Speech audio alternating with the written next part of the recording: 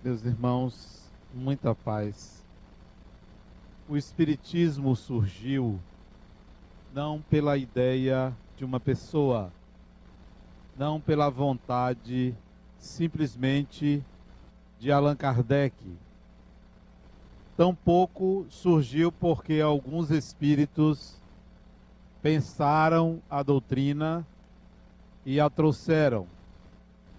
Na realidade, havia uma tensão espiritual muito grande. A quantidade de fenômenos mediúnicos no mundo inteiro exigia um estudo mais aprofundado ou o surgimento de uma doutrina. Esses fatores, no seu conjunto, formam o terreno propício para o surgimento daquela doutrina. Como toda ideia na humanidade, ela não nasce sem que haja um terreno fértil para que ela se propague.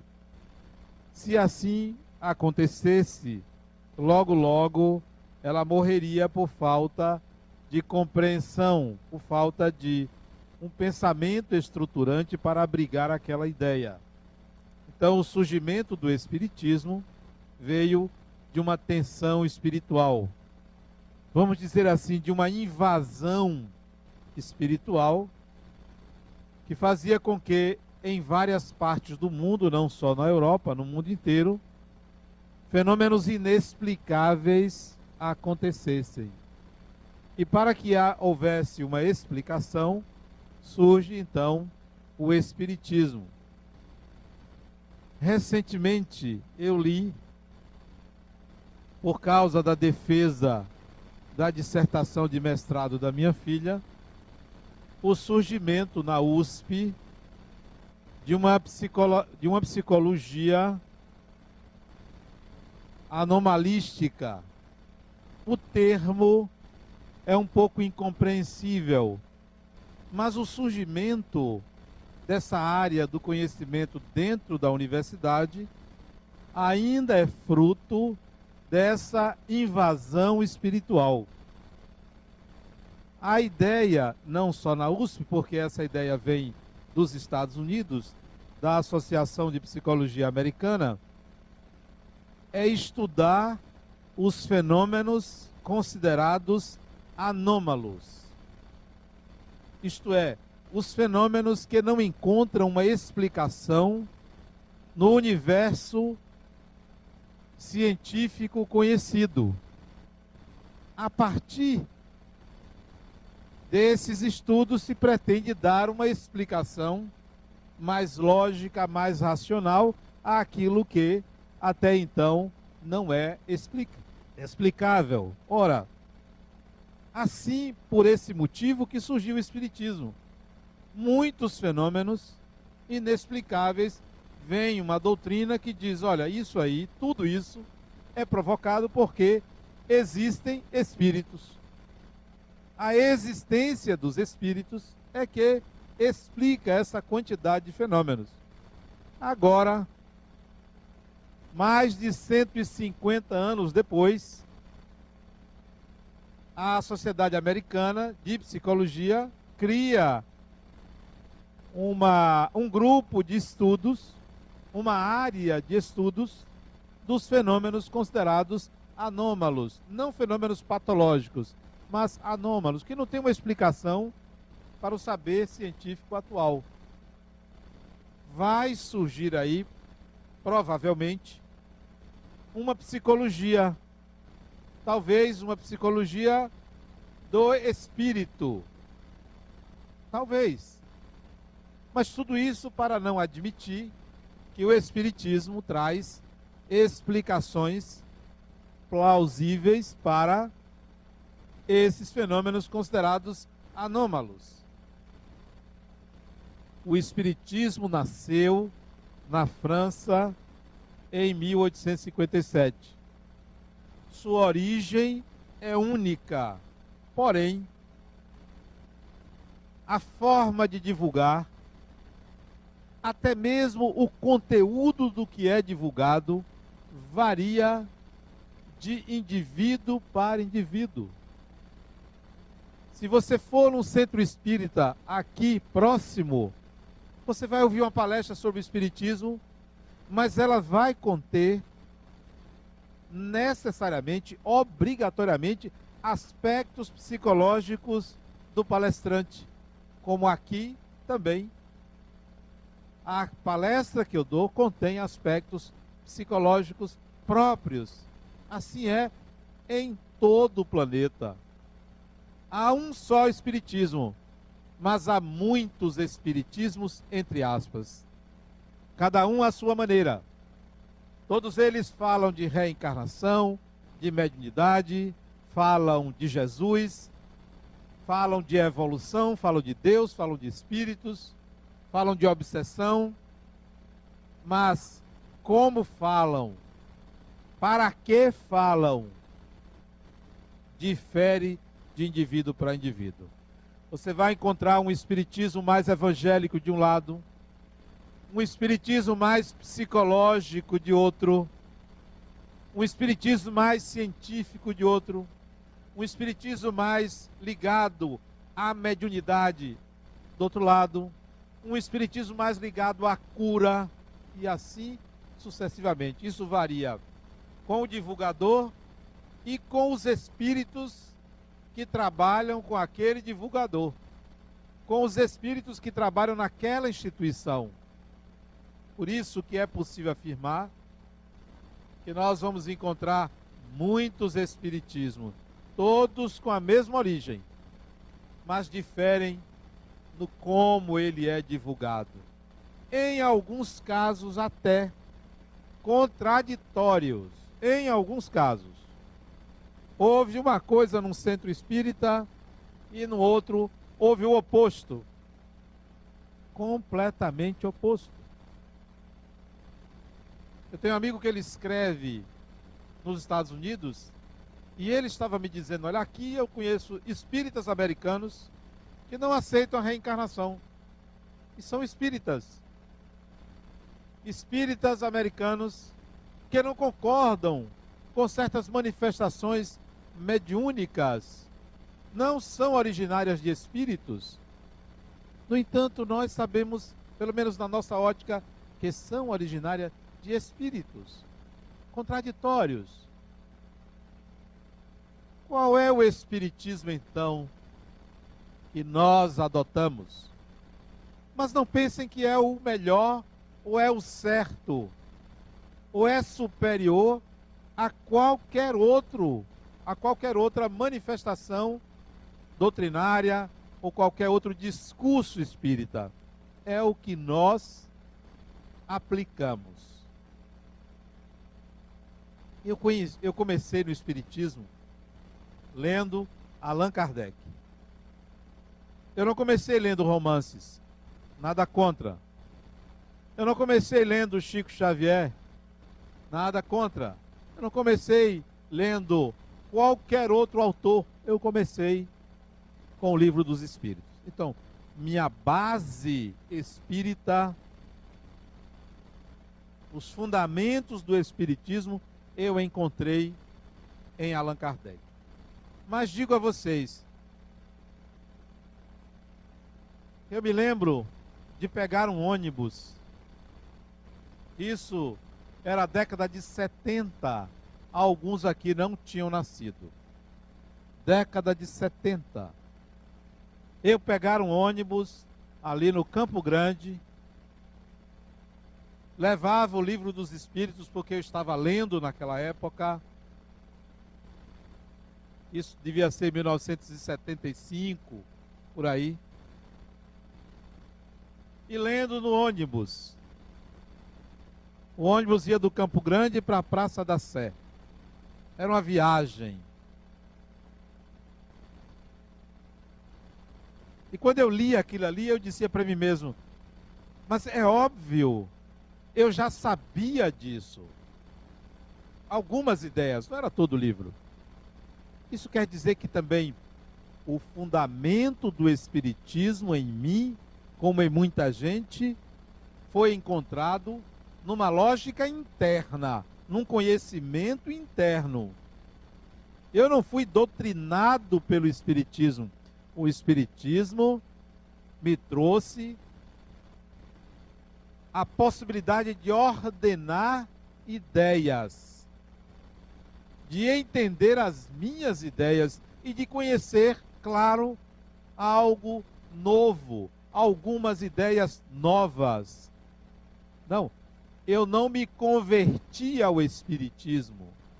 Não foi uma conversão, foi uma aceitação, uma adaptação.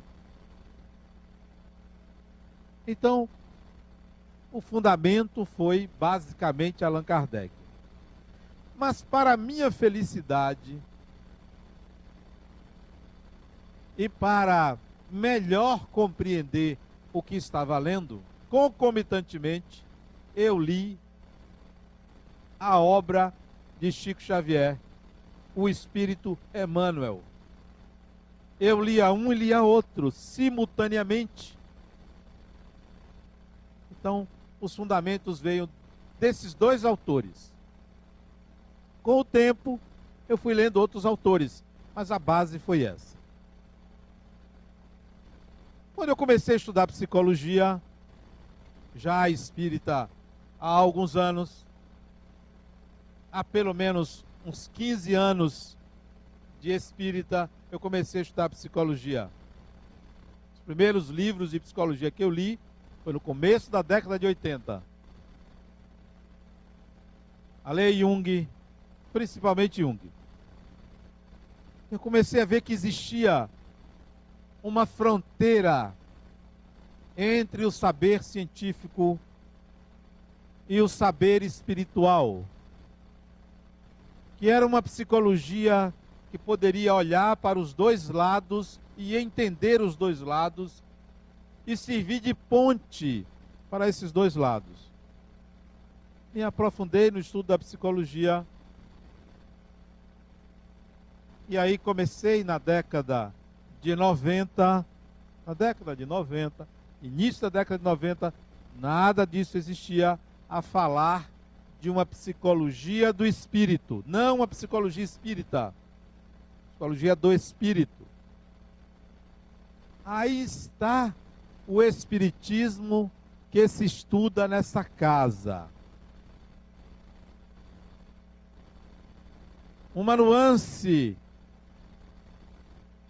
que trata, que aprofunda a questão do processo de autotransformação, do processo de autodeterminação de cada um de nós. Não é uma divulgação do Espiritismo para que vocês acreditem. Não é uma divulgação para que vocês se convertam, nem uma divulgação para que se tornem cristãos. Porque cristãos, creio que a grande maioria é. A grande maioria, não todos.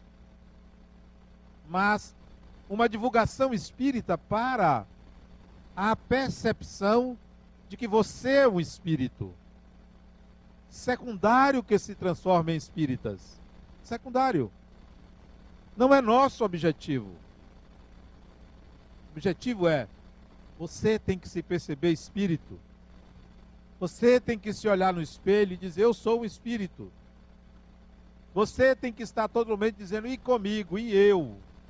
E o meu processo, e a minha busca. Como é que isso acontece comigo? Sair daquela prática de ir ao centro espírita para, como quem vai a um culto semanal. Venham ao centro espírita para buscar a consciência da própria imortalidade. Mas ainda temos uma grande leva de pessoas que vai ao centro espírita para se curar, para obter alguma vantagem, até material. Difere o objetivo. Até mesmo nos conceitos.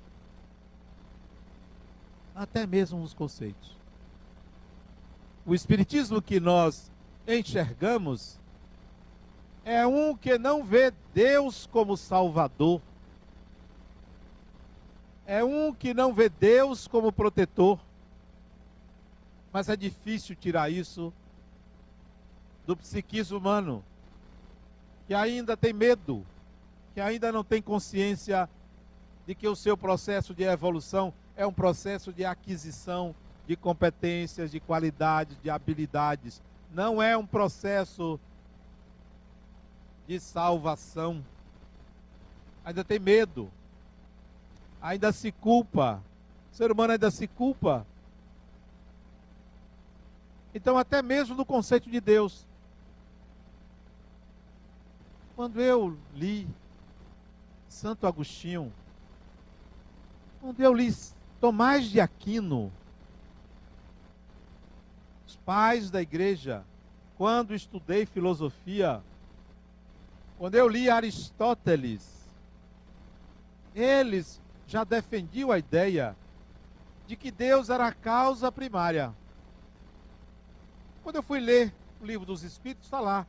Primeira questão, Deus é a causa primária de todas as coisas. Eu disse, bom, isso já era conhecido séculos antes, mas isso não define Deus. Isso apazigua a mente. Isso acomoda a mente. Mas não define, não demonstra, não nos leva ao entendimento. Isso é mero conceito filosófico.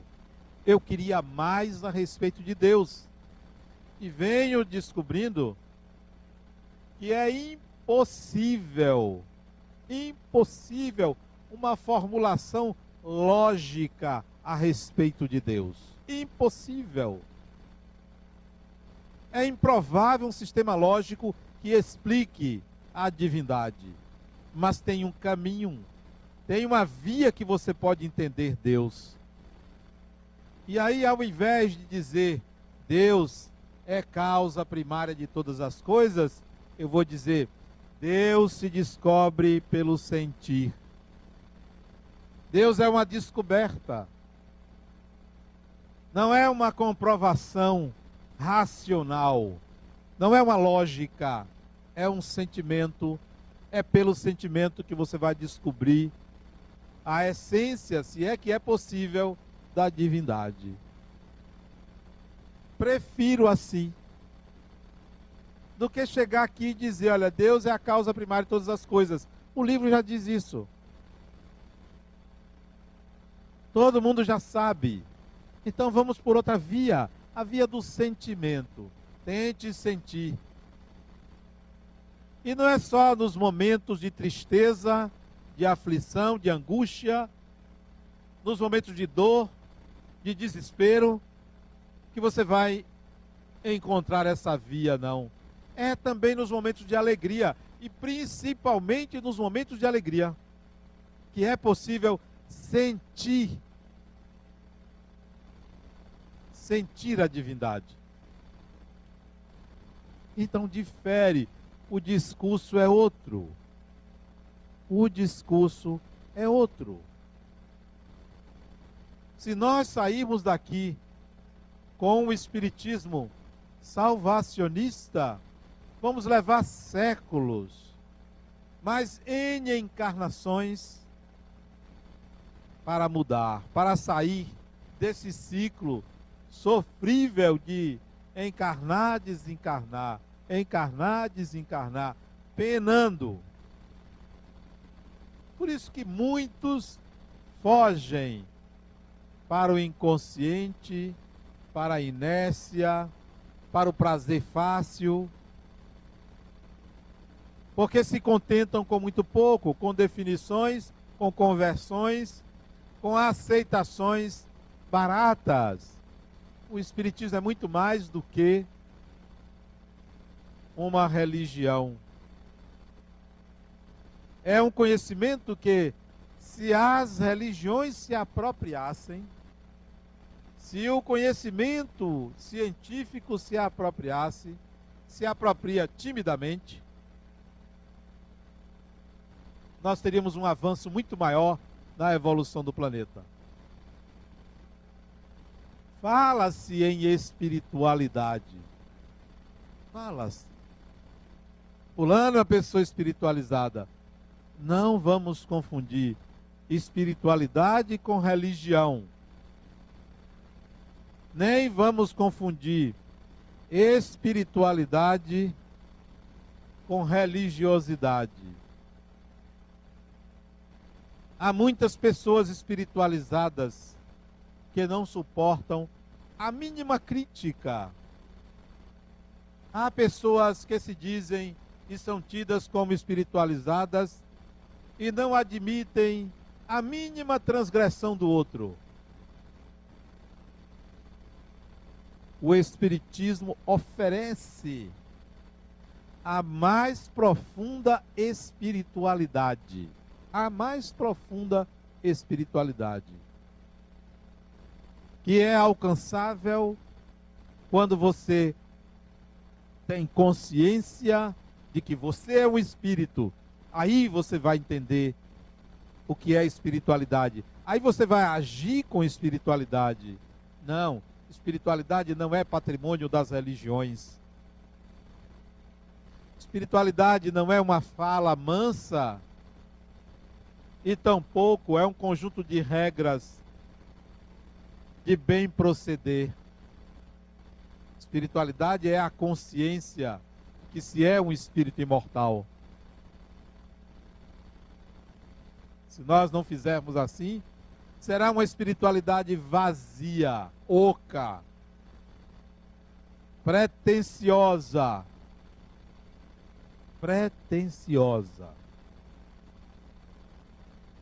Extremamente pretensiosa, que não admite qualquer possibilidade contrária. Até o conceito de evolução é diferente. Neste centro, o que é evolução? Nós atribuíamos o adjetivo de evoluído às pessoas santas. Esse era o paradigma. A santidade é sinônimo de evolução. Mas o que era a santidade? Santidade era aquela pessoa religiosa, necessariamente religiosa, que ajudava os pobres, que curava as pessoas, que era desprendida dos bens materiais. Isso era o evoluído. Onde está o evoluído em nossa sociedade? Vocês acham que uma pessoa que opte por sair às ruas ajudando os outros, curando os outros, sem ser ele próprio o fornecedor desses suprimentos, é válido isso? Porque é muito simples eu receber uma doação e ajudar outra pessoa. Eu sou transportador.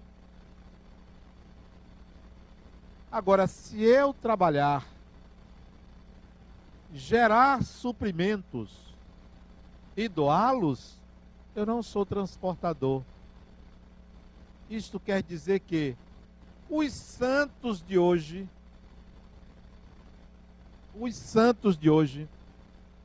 têm que ir para o batente, têm que trabalhar. Chega de ser suprido pelo esforço dos outros. No Espiritismo não há sacerdotes. Não existem pessoas oficialmente beneficiárias de doações para ajudar os pobres. Ou quem quer que seja. Não existe. Ou você trabalha. Chico Xavier foi funcionário público e trabalhou durante 35 anos e se aposentou. Trabalhava. Era datilógrafo. Funcionário público federal. Trabalhava. Ia para o centro espírita depois do trabalho. Ficava até altas horas da noite psicografando. Mas trabalhava. Não, já pensou você ficar encostado e recebendo dos outros? Isso é muito fácil. Era assim os santos. Então, os santos de hoje trabalham. O difícil é você achá-los, mas eles trabalham. Os santos do passado, em geral, eram médiums de cura. Grande maioria deles eram médiums ostensivos. Provocavam fenômenos. As pessoas acreditavam, viam. Eram médiuns de cura. Hoje, não precisa da mediunidade ostensiva.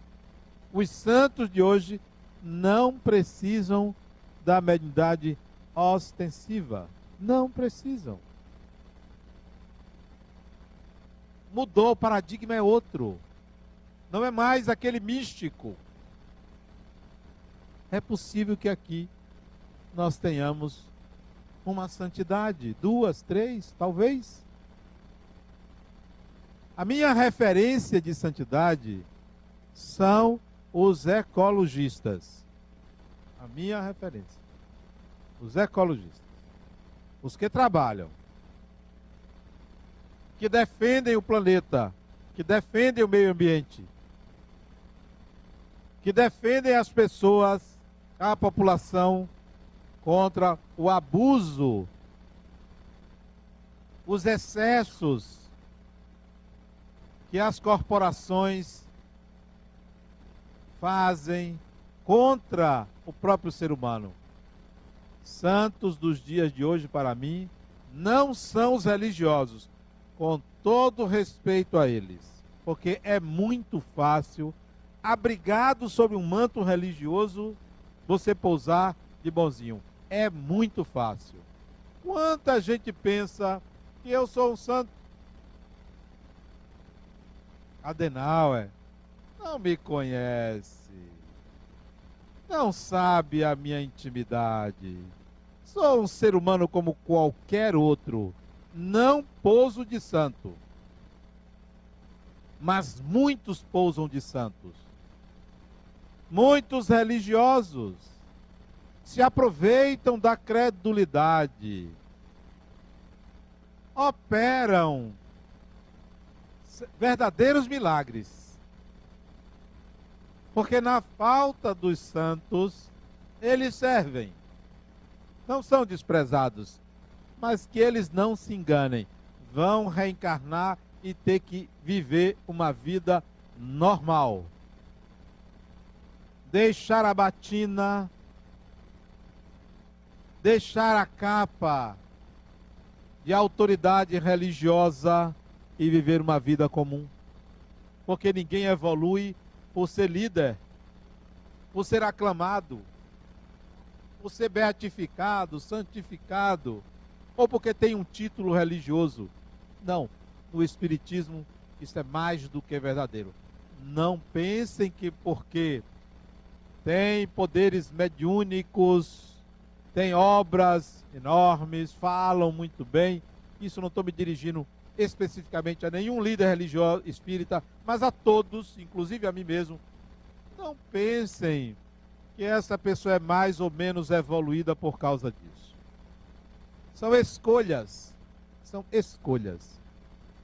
Escolhi, particularmente nessa encarnação, me dedicar ao Espiritismo.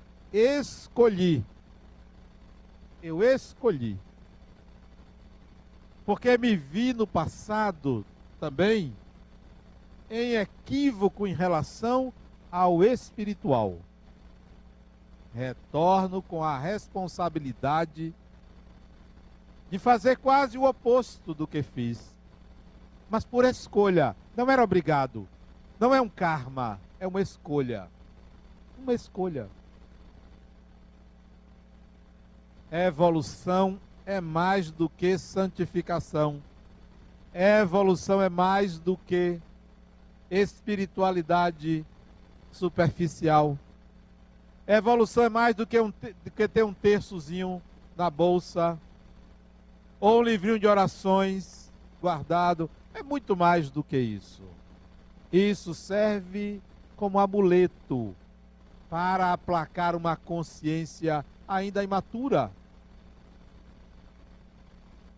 Serve como segurança provisória, como quem torce o pé e precisa de um apoio. Um dia o pé vai estar curado e vai ter que dispensar aquele apoio. O conceito de evolução é um conceito de aquisição de habilidades, habilidades em todas as dimensões humanas. Não é só adquirir virtudes. Conheço pessoas de uma humildade tão grande que chega a ser orgulhosa. É tão humilde, chega a dar raiva da pessoa, porque está se vendo que aquela humildade é mentirosa, porque é muita humildade. Chega a assustar. Você se sente ruim na presença daquela humildade toda. Não, fulano. Isso é vaidade, essa humildade é vaidade. Conheço pessoas, mas tão caridosas, que chegam a ser insuportáveis. Porque deixam você no lixo. Porque são capazes de dar o corpo todo, tudo a vida. Isso não existe. Isso é enganoso. O espírito tem que aprender a viver experiências de contato, relacionar-se, conviver, atritar-se.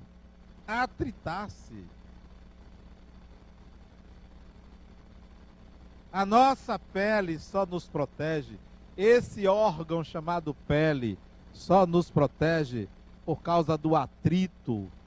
No tempo, os organismos foram se atritando com as intempéries e formando essa proteção maravilhosa que chama pele humana. Porque se não é atrito, não tem pele. Nós precisamos nos atritar. Só se desenvolve quem se envolve. Não é simplesmente dizer, não, eu sou desapegado. Pode pegar tudo meu. Peraí, que é isso? Que responsabilidade é essa? Não. Você tem responsabilidade com bens que estão para você administrar. O conceito de espírito que nós adotamos difere. Tem gente que diz o meu espírito. Então você não tem um espírito, você é um espírito. Ah, mas meu espírito... Poxa, então você é uma coisa e o espírito é outra? O corpo é que tem um espírito, então o espírito é que tem um corpo. Você é um espírito. O conceito de espírito é outro, é você. Ah, eu não vou no centro porque eu tenho medo de espírito. É uma incoerência, não sabe nem o que é espírito. Porque espírito é você, cara pálida. Como é que você pode ter medo de você? Você pensa, imagina. É tão infantil e pueril a sua ideia de espírito que você não vai ao centro espírita com medo de espírito. É pueril. Pensa que só está lá, é porque você nem sabe o que é espírito. Confunde espírito com alma penada. Com alma do outro mundo. Não sabe nem o que é. Nosso conceito de espírito é você. Eu, quando converso com uma pessoa, estou conversando com um espírito. Encarnado, mas é um espírito. Eu, quando atendo uma pessoa no meu consultório, é um espírito. Eu, hoje de manhã, fui na obra que nós estamos fazendo. Não sei se vocês já sabem, nós começamos a construção de um lar de idosos. Aqui de junto. Pula esse condomínio no terreno seguinte. E eu fui lá hoje de manhã, perto de meio-dia. Estamos terminando o muro. E encontrei o mestre de obra sentado, olhando os operários trabalhar e ouvindo música. Senhor, que coisa boa, né? Ele ouvindo música, né? Quando ele me viu, tomou um susto, porque não me esperava, correu lá para dentro e vestiu uma camisa. Quando ele veio falar comigo, ele disse: você não precisava vestir a camisa para falar comigo.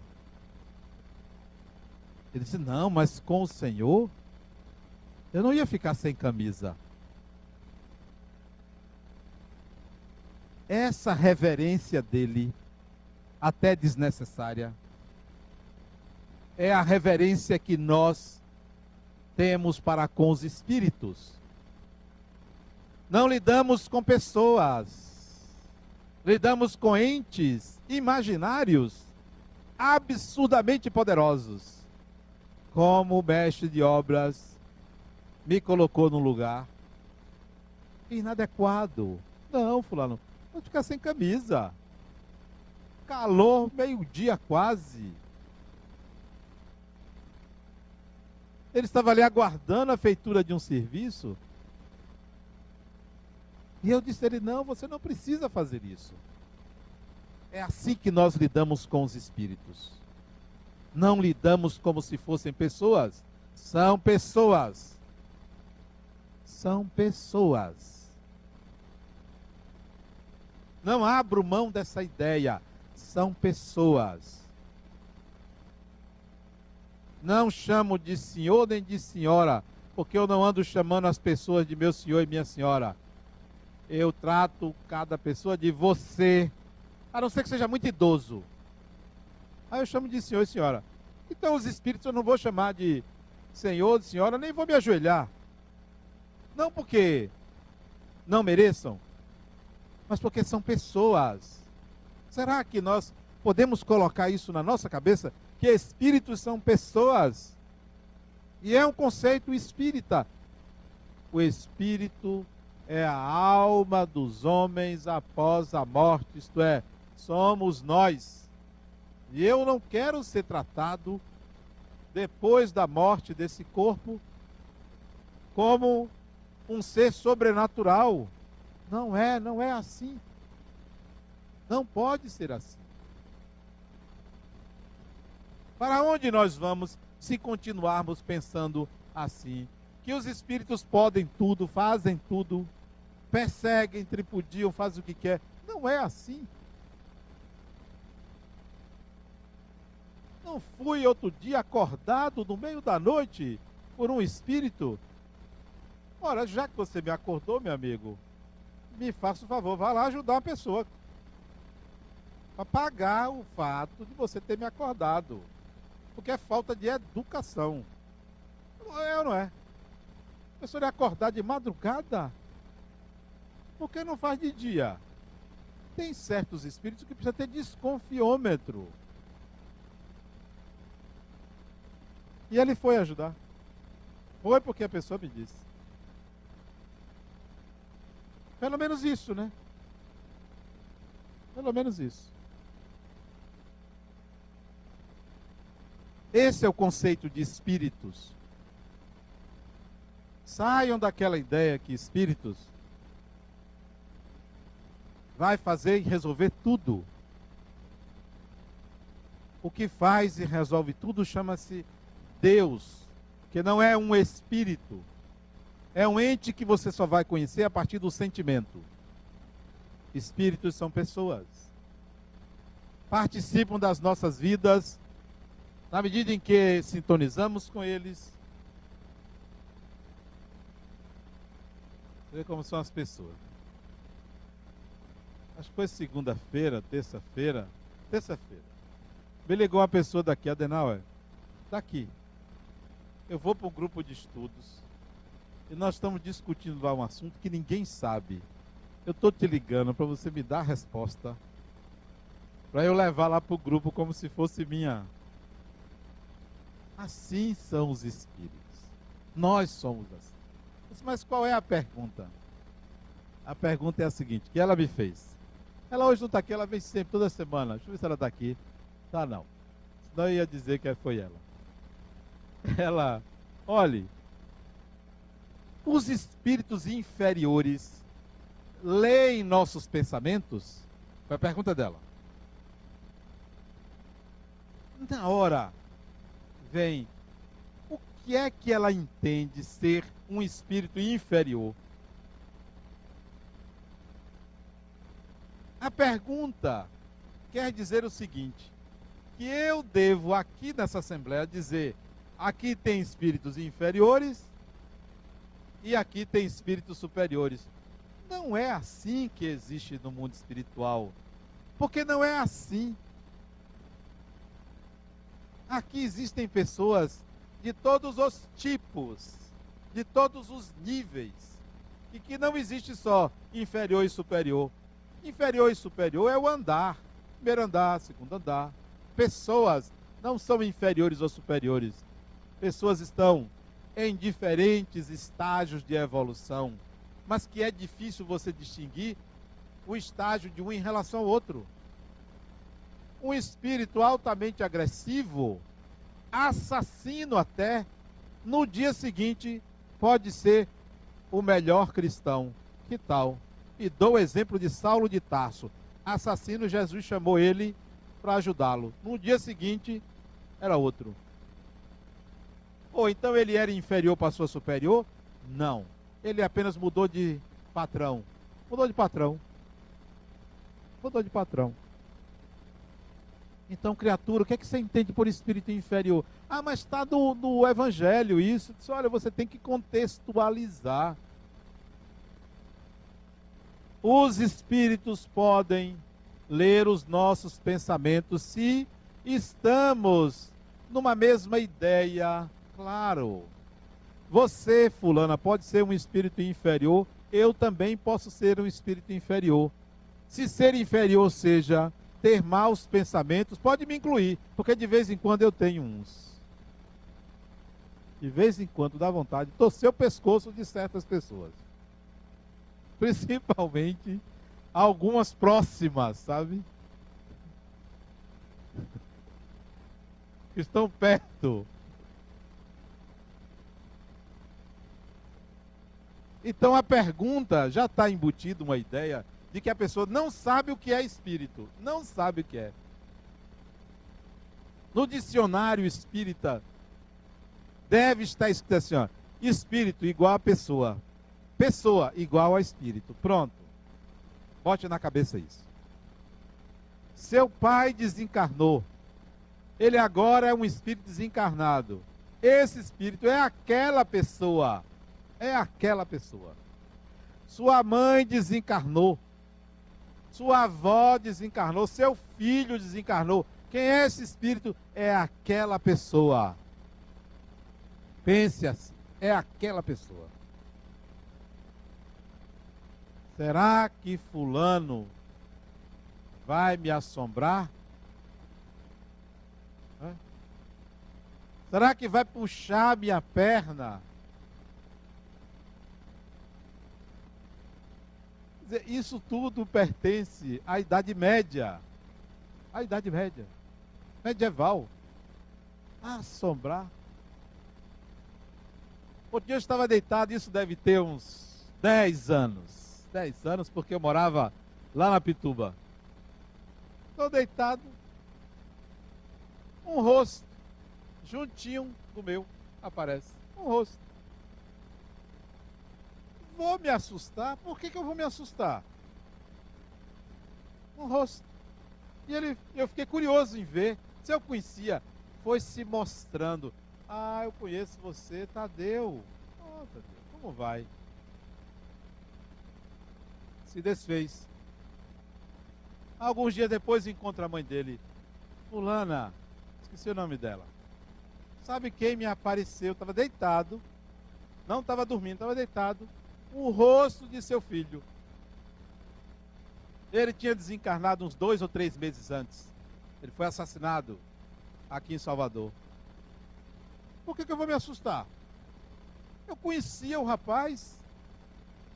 Nem que eu não conhecesse. Por que a gente vai se assustar? Tem encarnado que assusta. Tem encarnado que assusta. Eu conheci uma mulher Que ela me perguntou, Adenauer, por que eu não arranjo um homem? Feia que doía. Eu não tenho preconceito, não. Eu não tenho um padrão de beleza, não. Mas ela tinha esse estigma. Ali só umas 2 encarnações com 10 plásticas cada uma. Para mudar. Ah, o espírito não assusta, não. Não assusta, não. Assusta quem é assustado. Assusta quem não sabe o que é espírito. São pessoas. São seres humanos. Aí a outra me perguntou, Adenauer, como é que eu me protejo dos espíritos obsessores? Eu tenho uma regra. Porque o medo das pessoas é que o espírito faça alguma coisa contra, vai me pegar, vai me tomar. Doida para que alguém pegue ela, né? Doida. O que é que eu faço para me proteger? Essa tem uma regra que eu uso. Infalível. Contra qualquer espírito. Infalível. Regra essa que eu aprendi com Chico Xavier. Conta um biógrafo dele. E ele estava orando. E tem gente que pensa que a oração afasta o espírito obsessor. Olha. É porque não sabe o que é espírito. Estava orando. Aparece a ele um espírito altamente trevoso. Que tal? Ele orando. Afasta. Atrai. Uma coisa não tem nada a ver com a outra. Você pode estar rezando e sentado do seu lado, encarnado, sentado do seu lado, uma pessoa má, que lhe deseja mal. A oração não é para isso. A oração não é o antídoto para isso, não. A oração é uma vibração para acalmar os seus pensamentos, a sua mente. Não é para afastar pessoas, não. Afasta mais o não uso de um desodorante do que a oração. É. O não uso. Pois bem, tem dias que eu me supero. Aí